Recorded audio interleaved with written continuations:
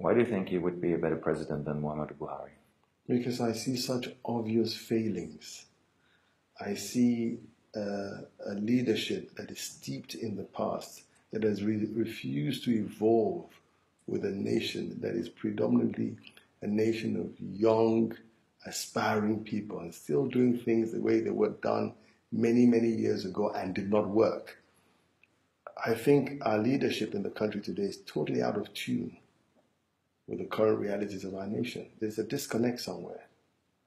And so when you have a leadership that blames its young people, for instance, of not striving enough, of being lazy, it's a disconnect because the tools to make them achieve their aspirations has not been provided. You look at the state of education. The state of education today is a far cry from what I received. So the elites amongst us try to send their children abroad. That's a drain. You're gonna breed a generation of children who are disconnected from home and from abroad. We had good schools here that could compete with schools anywhere in the world. We had some of the best medical facilities in the 60s and early 70s. All that has gone to rot. The president himself receives medical treatment abroad. That is a sad state of affairs. And so we can't go on this way and keep on complaining. Someone has to take the bull by the horns, and I intend to do that. Where do you see the major failures of the current administration? They were not prepared for leadership. I'll give a simple example. 6 months to set up a cabinet? Where do you hear that? President Buhari campaigned for office on 2 planks, corruption and security. Now let's take the scorecard. Corruption is not ebbed. Persecuting corruption is dealing with symptoms and not the problem. The real problem is you've got to create jobs for people. You've got to pay them adequately. You've got to strengthen your institutions that make it almost impossible for you to engage in this sort of activity. And should you engage in it, you're sure that there are consequences. I could reduce Nigeria's problem overall to one word: consequences, and the lack of it. People get away with anything. And so it's not picking a few, largely in the opposition, right, and name and shame them in the press. Then thereafter nothing happens. And they have found a way of now, declaring for the party in government, and everything peters down. That's one. Security, where are we? Despite the fact that the government has on 2 or 3 occasions announced that the war is over and Boko Haram has been defeated, we know it has not been defeated. It's still reigning supreme in the northeast. There's still suicide bombings and kidnaps and all that. And if you visit any of the IDPs, you would appreciate that we are breeding the next generation of very disgruntled people. So if you were elected president, what would your priorities be then? Creating jobs. How can you do that? I mean, that's what every boom potential the economy. president says. Boom the economy. Look, I'll take 2 items, 2 simple items. First of all, you can't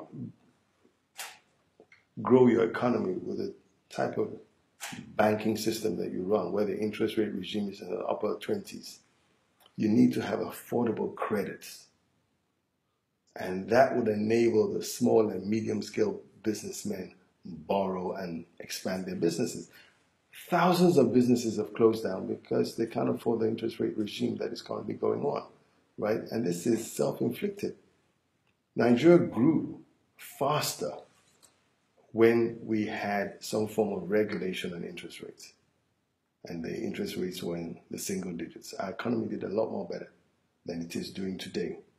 The second thing is this: you've got to grow this economy at least 15% annually for 10 years to recalibrate the system.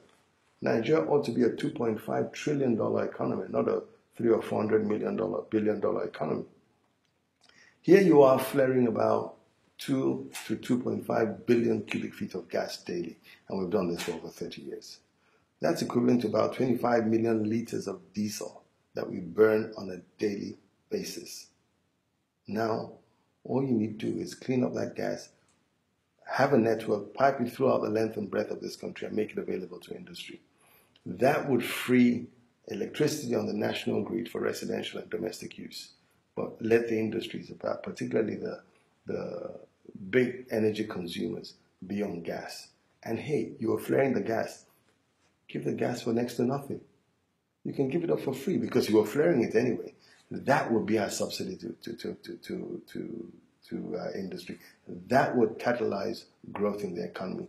That will create jobs for folks. That would pay itself back because your return, taxable return, will be much higher than it is today. We import literally everything. We need to substitute. The things we can make here, we make them here. But that would only happen if you have affordable credit and energy and, of course, the right policies. Now, when you were governor here in Cross River State, it was also one of your priorities to strengthen the economy, and you were widely seen as somebody who created the tourism industry here, for example.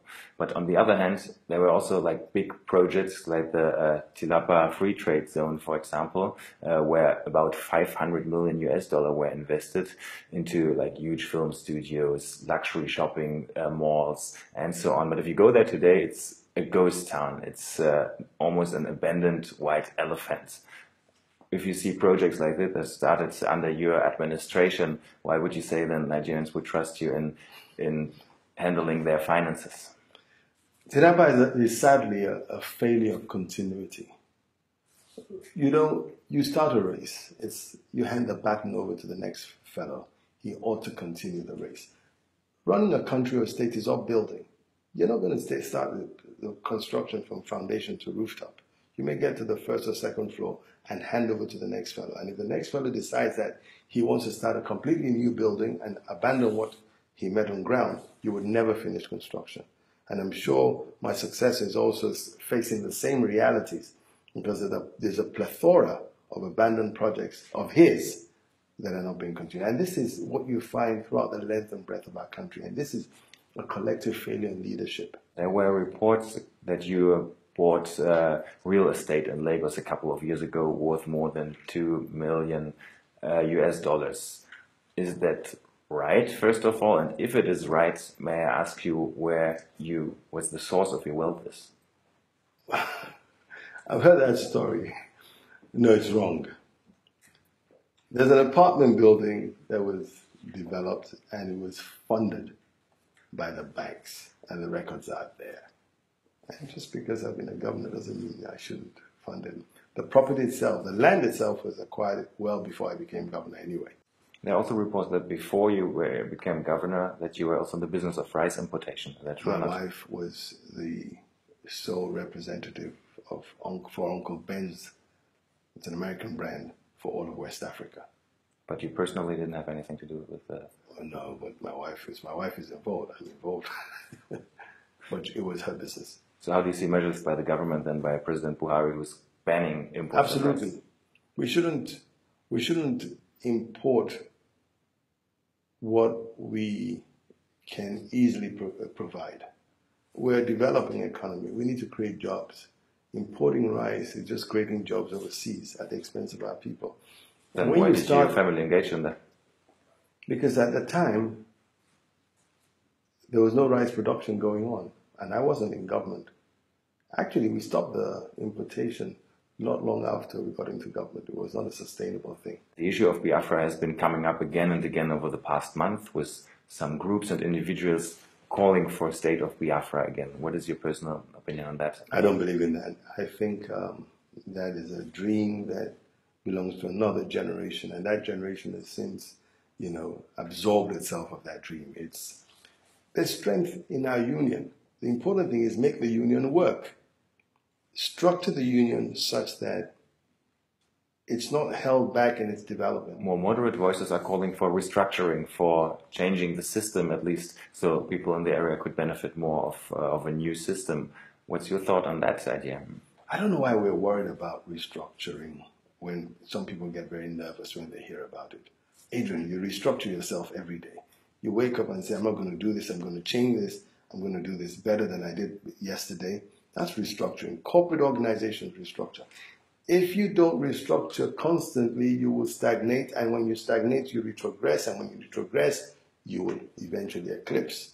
So I believe we ought to restructure. It's not the first time. We started this nation as 3 regions, federating units. Then we had the Civil War, and it was restructured to 12 states, then eventually 19 and 21, and then 27 and 36 or whatever. We moved our capital. We shouldn't be afraid of it. I think the kernel of the fear for restructuring is revenue distribution. So are you saying that state governments shouldn't receive oil revenues then, for example? Because that's the way how it works right now. You know, my plan in Cross River was to develop 2 industries, agriculture and tourism. If there were consistency in plan, by the year 2012, I don't think we would have required resources from the federal government. If Cross River could do it, and we were well on the way to doing it, every state can do something. You just have to do a SWOT analysis and determine where your strengths and weaknesses are and focus on developing your comparative advantage.